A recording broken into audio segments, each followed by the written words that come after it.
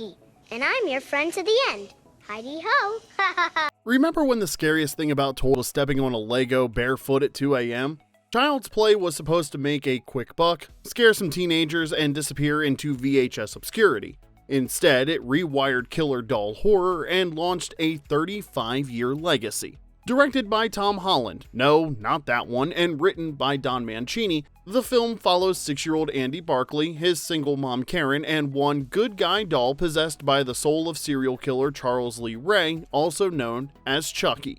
Catherine Hicks played Karen, the mom desperately trying to prove her son isn't losing his mind. Chris Sarandon showed up as Detective Mike Norris, and Brad Dourif voiced and embodied Charles Lee Ray himself, the criminal who refused to stay dead.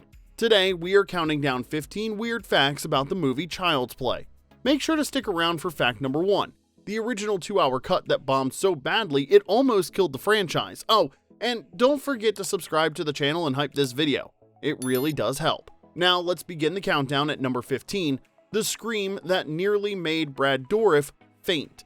When Brad Dourif screams as Chucky burns alive, that's not movie magic. That's a man who nearly passed out in a recording booth for art.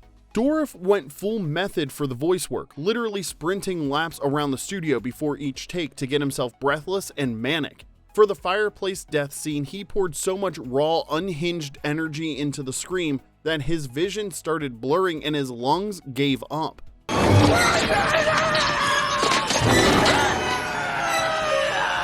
He nearly collapsed right there in the booth, which would have made for an awkward insurance claim. The performance was so convincing, it caused collateral damage at home. Dourif's daughter Fiona heard the blood-curdling screams from another room and started crying, convinced her dad was being murdered.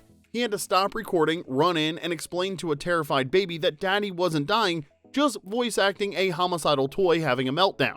Totally normal parenting moment. Years later, Fiona joined the franchise herself as Nika Pierce in Curse of Chucky and Cult of Chucky. I was never gonna kill you, Nika. Believe me. There's worse things than death. Poetic justice for the baby who once thought her father was getting slaughtered by his own creation. Number 14. The director traumatized a 6-year-old for a scene. For the psychiatric hospital scene, director Tom Holland needed 6-year-old Alex Vincent to cry on cue. His coaching strategy was telling the kid his parents were getting divorced and it was all his fault. The scene worked. Vincent's performance is still praised for its raw, gut-wrenching emotion. Probably because the kid thought he destroyed his family over a murdered doll.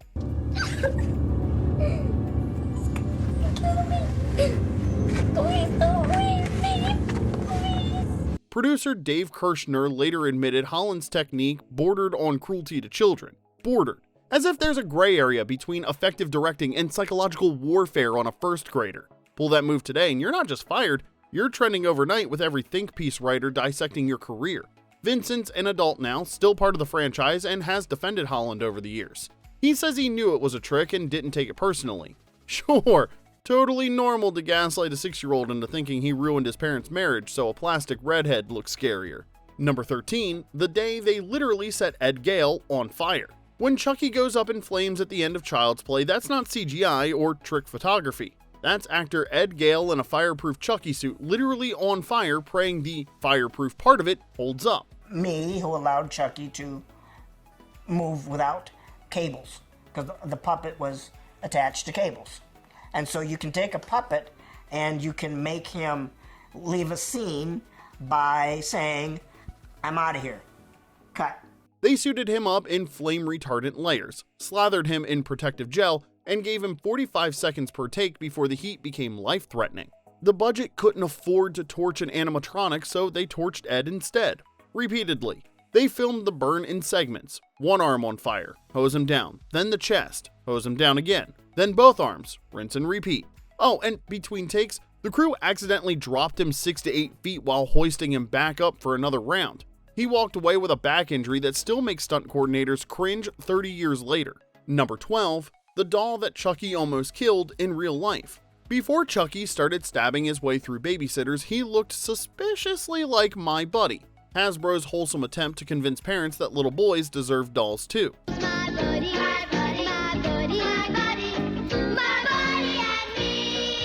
The My Buddy doll had bright red hair, a striped shirt, blue overalls, and a permanent grin that screamed "Hug me." Within a year, that same look would scream something completely different. Don Mancini's original script literally called the killer doll Buddy until Hasbro's lawyers politely explained that lawsuits cost more than creative freedom, so Buddy became Chucky and everyone moved on. Except Hasbro couldn't move on. Child's Play dropped in 1988 and parents everywhere stared at My Buddy on toy store shelves like it had just threatened their family.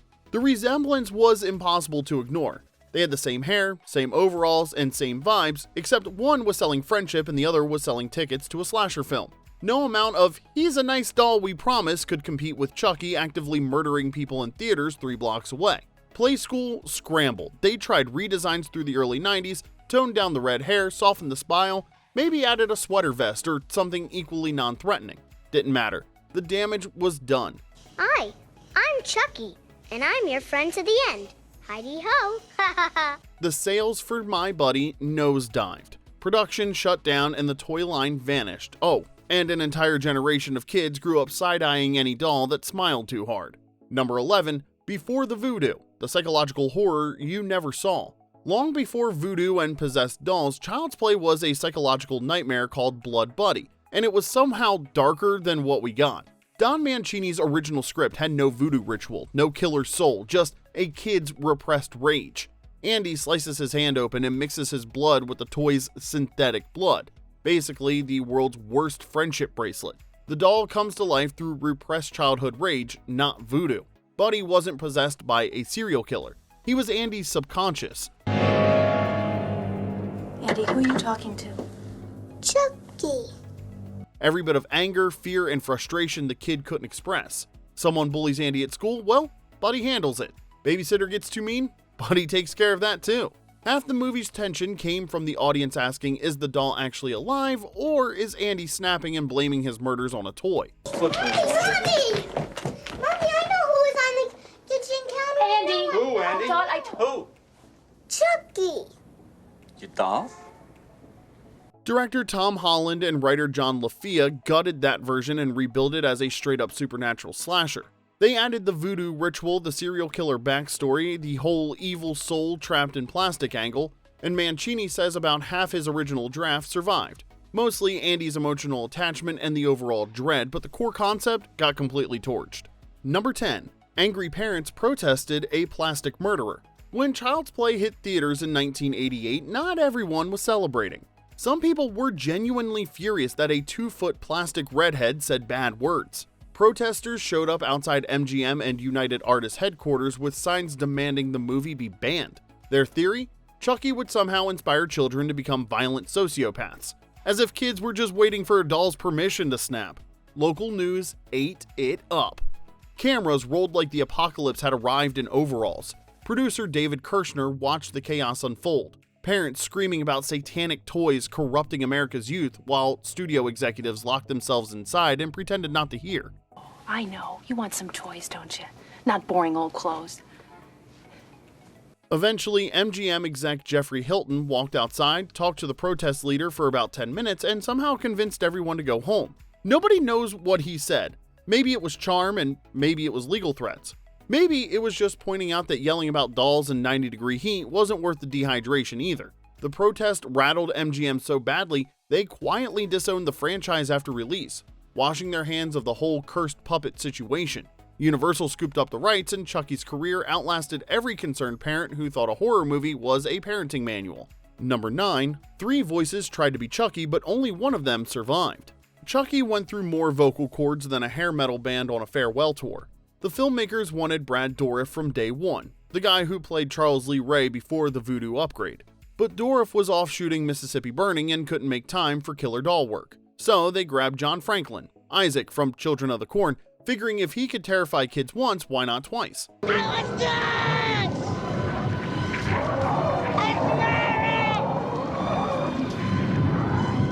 did everything planned. Turns out his Chucky sounded less possessed murder toy and more Saturday morning cartoon sidekick. The only evidence that survived is the bizarrely cheerful Good Guys commercial Andy watches on TV. Good guys say 3 different sentences. We even turn our heads and blink our eyes when you talk to us. Right, Oscar? Hi, I'm Oscar, and I'm your friend to the end. Heidi-ho! Strike one. Next up, Jessica Walter going full Exorcist demon voice. Director Tom Holland loved it. Test audiences sat there like they were watching paint dry in a funeral home. Her Chucky was pure horror movie evil. All menace, zero personality. Terrifying in theory but boring in practice, so strike two. Finally, Dourif wrapped Mississippi Burning, came back and re-recorded the entire movie. Dourif's been voicing Chucky in every sequel, reboot, and spin-off since. A 3-decade gig playing a homicidal doll. Hi! It's me, Chucky. What do you think? The gree work? Here's the kicker though. Dourif never actually met Kevin Yeager, the special effects genius who built Chucky's body, until a horror convention in 2018. 30 years of being the same character's brain and body, and they've never shared a room. Number 8. Chris Sarandon was a class act. Hollywood egos are legendary. Chris Sarandon's? Not so much. The studio originally billed Sarandon as the top star over Catherine Hicks, because apparently having Detective Mike Norris's name first mattered more than the woman who actually carried the entire movie. Sarandon, though, took one look at the billing and said absolutely not. He went straight to the studio and demanded they flip it. Hicks deserved top billing, not him. His reasoning was that she was in nearly every scene, anchoring the emotional core while he showed up periodically to doubt a 6-year-old and chase a doll. God damn it! My son's life is at stake. Now, what was it? Place where he said he got the doll. Charles Lee Ray died there. Who? The Lakeshore Strangler, the man who was partners with Eddie Caputo. Hicks was doing the heavy lifting. Sarandon knew it. The studio changed the credits. Hicks got top billing, and Sarandon quietly became one of the classiest guys in 80s horror without anyone noticing until decades later. Alright, now I have a quick question for everybody. If your childhood toy suddenly came to life, what's the first thing you'd do? Drop your answer below, and while you're down there, hit like and subscribe. It helps more than 9 Puppeteers and a blowtorch. Now, back to the bloody bad ideas that built a horror legend. Like number 7, Chucky's birthday was a box office blood pact. Most horror villains get sequels for their birthday. Chucky got a theatrical release on the exact day he was supposedly born. Child's Play premiered in US theaters on November 9, 1988. That's also the date shown in the movie when Charles Lee Ray's soul gets crammed into a good guy doll via Voodoo panic attack.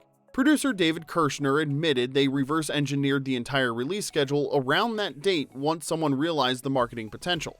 MGM's team ran with it, building ads around the tagline, "Chucky's birthday is your worst nightmare." I said talk to me, damn it, or else I'm gonna throw you in the fire! You stupid bitch, you filthy... Later movies doubled down on the gimmick. Bride of Chucky includes a newspaper clipping canonically listing Charles Lee Ray's death and Chucky's cursed rebirth as November 9th, 1988. The franchise committed to the bit. It's one of those rare horror Easter eggs where the calendar and the box office line up perfectly, so every time November 9th rolls around, fans aren't just celebrating a movie premiere, they're throwing Chucky a birthday party. Number 6. The killer doll sparked a real Hollywood romance. Horror movies don't usually end in marriage. Unless you're making out between takes of a killer doll massacre, that is. Catherine Hicks, who played Andy's mom, Karen Barkley, met Kevin Yeager on set in 1988. He was the special effects wizard building Chucky. Hicks initially refused to let Yeager do her makeup. Reasonable call. I mean, the guy spent his days wrist deep in latex intestines and fake blood. It's probably one of the most difficult things because Steve's got to coordinate jaw movement with lip movement to get him to pronounce A-E-I-O-U and all the vowels. It's hard to trust somebody with your foundation when they're literally animating a homicidal toddler toy. But somewhere between malfunctioning puppet heads and Chucky's mechanical tantrums, sparks were flying, baby. They got married on May 19th of 1990, less than 2 years after the movie dropped. They had a daughter and they're still together decades later. Number 5, the good guys became the bad guys. Somewhere in California in 1988, electronics chain The Good Guys was having a very bad day. Actually, several very bad months. After Child's Play hit theaters, pranksters across the state started flooding stores with phone calls asking for good guy dolls, leaving real employees to explain over and over that they sold VCRs, not cursed murder toys. Hey, Chucky, you're not watching me. Hey, wanna play? The confusion got so relentless that corporate execs reportedly discussed changing the company's entire name just to make it stop. The Good Guys brand had been a legit electronics powerhouse since the 1970s, selling stereos, boomboxes, the kind of gear that made your living room feel futuristic. They kept the name anyway, outlasted the Chucky panic, and stayed in business until 2003 when CompUSA bought them out and eventually dissolved the brand entirely. For one glorious chaotic stretch in the late 80s though, the Good Guys meant both home electronics and homicidal toys. Number 4. 9 Puppeteers controlled Chucky. Before CGI turned every monster into a cartoon, Child's Play brought Chucky to life the hard way. 9 puppeteers, a full bodysuit, and enough mechanical wizardry to make NASA jealous. Brock Winkless, lead puppeteer and unsung hero, operated Chucky's mouth using a radio-controlled rig strapped to his own face. He'd sync the doll's lips to Brad Dourif's voice tracks while up to 8 other specialists crowded around him handling eyes, eyebrows, hands, and those signature "I'm gonna gut you" grins. One guy's moving the left eyebrow, another's tilting the head, someone else is making the fingers twitch. It's like the world's most stressful game of operation, except the patient wants to kill you. Shouldn't tell your customers where you hide things like this, John. Gets you in trouble every time. They built multiple Chuckies for different jobs. One for sitting still and looking creepy, one for throwing tantrums, another for wide shots where he's sprinting at you like a demonic toddler on a sugar rush. Number 3. Chucky got a murderer mashup name. Before Chucky started slashing Andy's neighborhood, his human name, Charles Lee Ray, was already a greatest hits album of American murderers. What's he been saying? All kinds of things.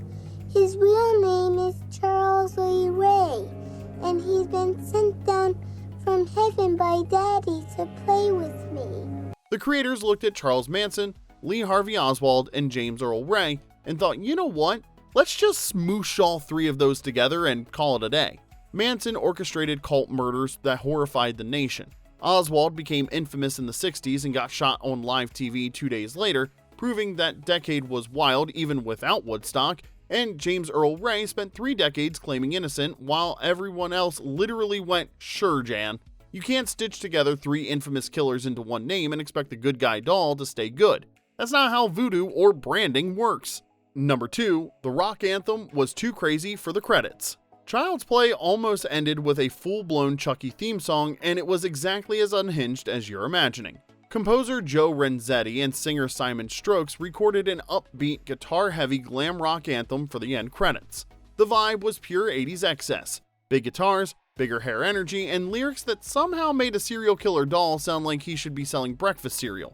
The studio took one listen and said, absolutely not. After those nightmare test screenings, executives realized the catchy tune made Chucky feel less terrifying murder toy and more wacky sitcom sidekick. Executives killed it faster than Chucky killed My Buddy. Too soon? The final film went out with eerie instrumentals instead. The song eventually resurfaced on expanded soundtrack releases and showed up in early trailers. 3 minutes of 80s glitter, menace, and absolute lunacy that sounds like late night cable in 1987. Somewhere between Freddy Krueger and Gem and the Holograms. Is it catchy? Undeniably. Is it appropriate for a slasher film though? Not even remotely. Number 1, the long, weird cut almost killed the franchise. Child's Play once ran nearly 2 hours and bombed harder than a Talkie Tina reboot. The test screening was so bad that director Tom Holland and producer David Kirschner did emergency surgery, hacking out 25 minutes and praying audiences wouldn't notice the scars. The original cut played more like a dark comedy thriller where Chucky cracked jokes and was voiced by Jessica Walter, yes, future Lucille Bluth as a killer doll. And it sounds like the script made it pretty unclear whether Andy or the doll was actually doing the killing. Audiences didn't laugh, they just sat there confused and vaguely uncomfortable. Holland brought in Brad Dourif, aka the unhinged guy from One Flew Over the Cuckoo's Nest, made some shifts to the script, and suddenly Chucky went from sitcom reject to genuinely terrifying. Give me the power, I beg!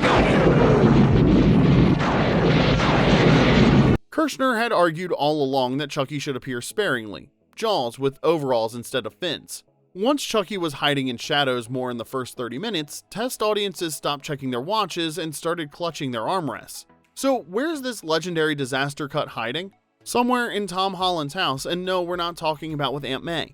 He personally owns the film's dailies and early edits, the infamous longer version that nearly killed the franchise before it ever started. This means we never would have gotten Bride of Chucky or Seed of Chucky. Actually, maybe that wouldn't have been so bad after all. Holland has said he'd gladly restore and release the longer version if the studio ever showed interest. Spoiler alert, they haven't. The result is a leaner movie, a scarier doll, and a 2-hour director's cut that's probably best left buried next to the ET Atari cartridges. And that's 15 weird facts about Child's Play. Which one surprised you the most? Comment down below because we love reading them. If you enjoyed this trip down horror's most unhinged memory lane, hit that like button and subscribe for more nostalgic deep dives into the shows and movies that define Generation X. Until next time, remember, this is Remember When.